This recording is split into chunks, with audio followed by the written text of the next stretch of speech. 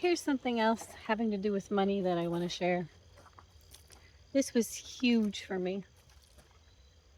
And first, I want to say that this little bit is not for anybody who wants more money so that they can accumulate things for themselves, so that life is easy for them. If that's why you want more money, this isn't for you. There's a whole bunch of scripture verses that talk about how God needs to change your heart first. This message is for the person who wants more money because of all the need they see around them, and they want to be able to give more. They want to be able to do more for God's kingdom. They want to be able to make a bigger impact, and they see that money is needed to do that. So if that's you, listen in. A number of years ago, 3 or 4 I think it was, I was having a conversation with someone, and they said one little statement. It wasn't anything new. It was just in the middle of a whole paragraph worth, and I don't even remember hardly anything else of what they said.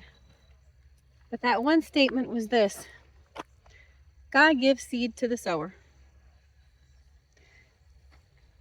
That's only 5 or 6 words. It's not a lot. It wasn't anything new to me. But the revelation and the power of God hit me when they said those words, and exploded in my mind the understanding of what that means, of what it means to be a sower.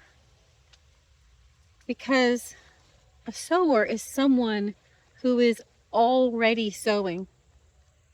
Someone who is sitting and wishing that they had land and seed to sow. That person's not a sower. That person's a dreamer. And the verse doesn't say God gives seed to the dreamer. It says he gives seed to the sower. As long as I was sitting there wishing that I had more money to make a bigger difference in the world, I wasn't being a sower. I realized that every single person in the world has at least 1 or 2 seeds. Maybe you've only got $10. Maybe you've only got 2 pennies, like the widow who dropped her 2 pennies in the temple and whom Jesus praised for her faith and her sacrifice. Maybe you literally don't even have 2 pennies, but you've got a little bit of time or a skill or a smile to give to someone who desperately needs that smile. All of us have things, something that we can sow. So I realized, as long as I was sitting there wishing for more and waiting until I had more before I started really giving, well, that promise that God gives seed to the sower didn't apply to me. And so I started sowing. It shifted my mindset because suddenly I realized what I have now, no matter how little it is, matters. It's still valuable.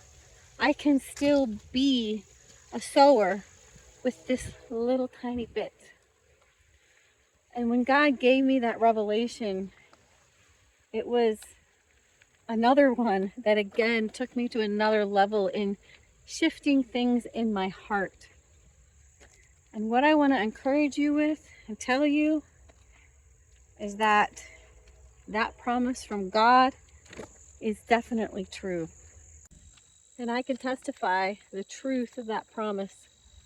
God does give seed to the sower. I've watched it happen in my own life.